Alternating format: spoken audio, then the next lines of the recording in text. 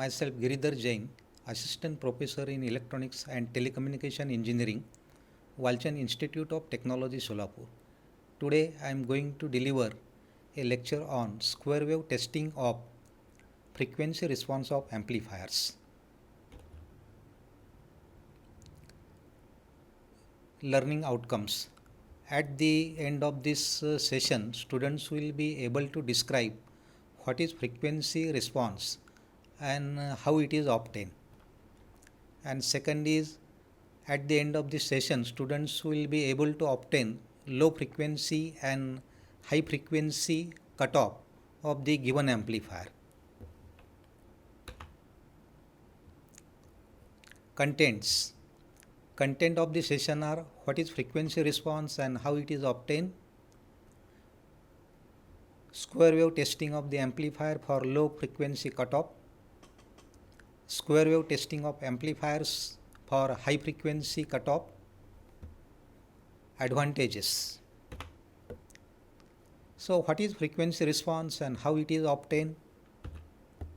So frequency response is the graph of voltage gain of the amplifier taken in decibel versus the frequency taken on horizontal axis.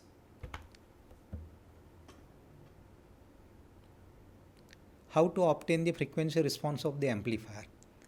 So to obtain the frequency response of the amplifier, apply the input to the amplifier from the signal generator, keep the amplitude of input voltage constant and change the frequency. So for the entire frequency range, the input amplitude should be selected such that the output should not be clipped. Then note down the input frequency and the output voltage peak to peak of the amplifier and record the reading in a tabular form and then obtain the gain in decibel.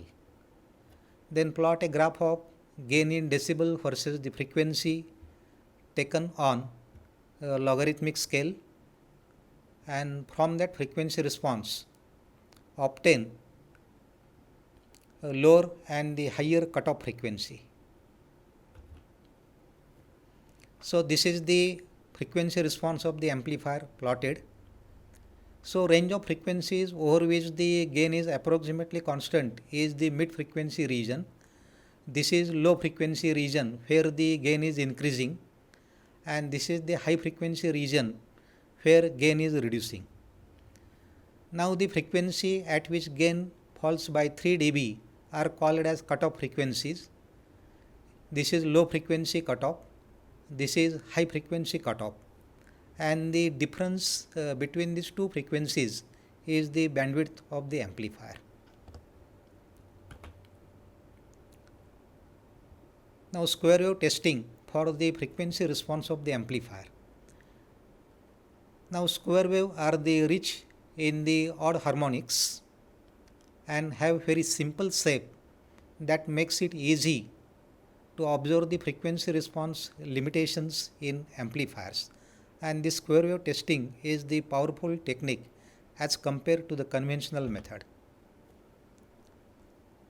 Amplifiers generally have AC couple sections that limit the low frequency response and have the shunt capacitances either parasitic or intentional that limit the high frequency response. Now let us understand how to determine the low frequency cutoff using square wave testing. The AC coupled stage acts as a derivative network for the frequencies below the series RC cutoff frequency. This will significantly modify the square wave passing through it. Now figure 1 to figure 5 below illustrate the effect of AC coupling on the square wave. In figure 1 to 2, amplitude of the fundamental is reduced, but this effect is insignificant for the figure 3 to figure 5. So this is figure 1. the frequency of input square wave is 100 Hertz and the frequency of AC coupling is 300 Hertz. So here you can observe there is a decay in the output exponentially. Now in figure 2, frequency of square wave remains same, but frequency of AC coupling is increased to 100 Hertz. So here you can observe the decay of the output will continue for the half the period of input as shown. Now in figure 3, the frequency of AC coupling is reduced further to 30 Hertz. So this is the change in output, that is shape of the square wave. And now in figure 5, the AC coupling frequency is reduced to 10 Hertz. So here frequency of the square wave is the 10 times the frequency of AC coupling. So here output waveform, so change in output waveform, here it is approximately straight line. And in figure 5 still the AC coupling frequency is reduced to 3 Hertz. So you can observe the waveform.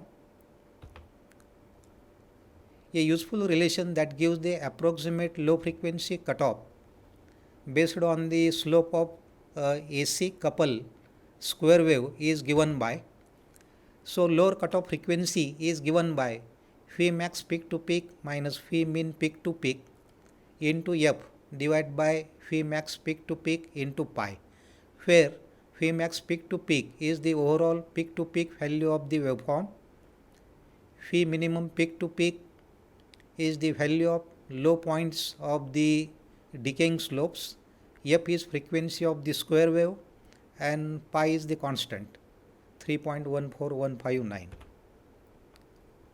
Now from the figure 3 and taking the measurement for the Vmax peak to peak and Vmin peak to peak 2.8 to 1.1 and substituting in the formulae, we get the cutoff frequency as a 19.4 Hertz and the actual cutoff frequency 30 Hertz. So this error is because the slope of the output square wave are not the straight line.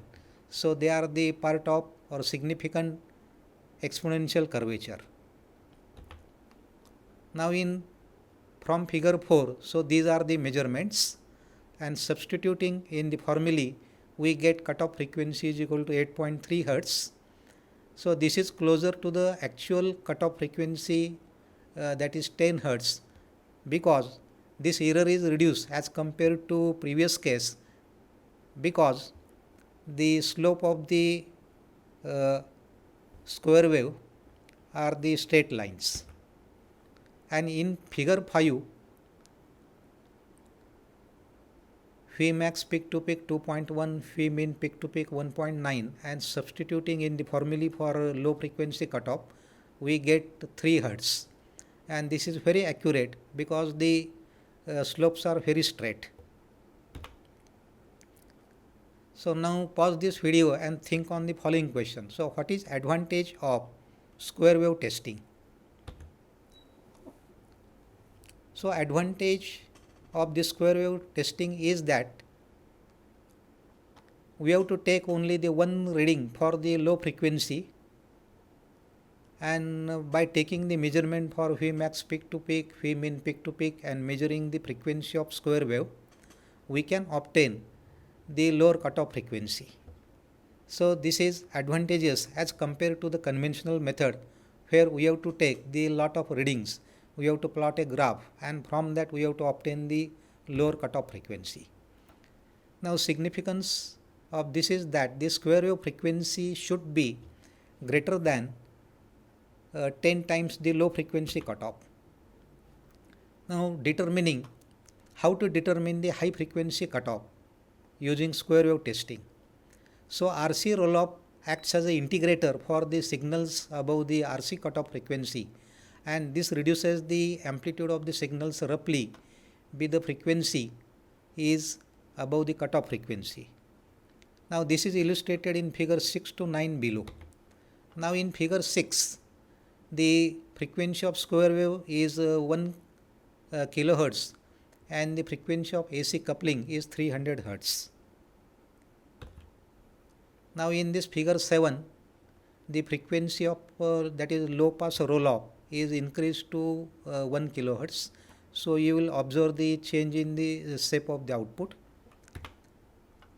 Now in figure 8, the low frequency roll off is increased to 3 kilohertz. So this is the change in the shape.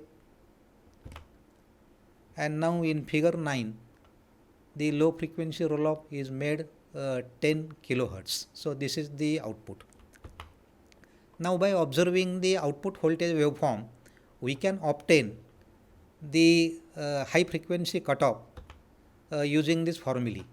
So Fc is equal to 0.35 divided by T 10 to 90. So T 10 to 90 is the time taken by the square wave to increase from 10% to 90%. So for measurement of this, the square wave should be settled as shown in the figure, that is figure 8 and figure 9. So equation 2 gives the good result when there are multiple low pass sections, and for equation 2 to be valid, square wave must be fully settled as shown in figure 8 and 9. So as an example, the 10% to 90% time as per figure 8 is 113 microsecond, and calculation comes to the bandwidth of 3.1K, which is very closer to 3 kilohertz. So in this way we can obtain the lower cutoff frequency and higher cutoff frequency using square wave testing. So these are references. So thank you for watching the video.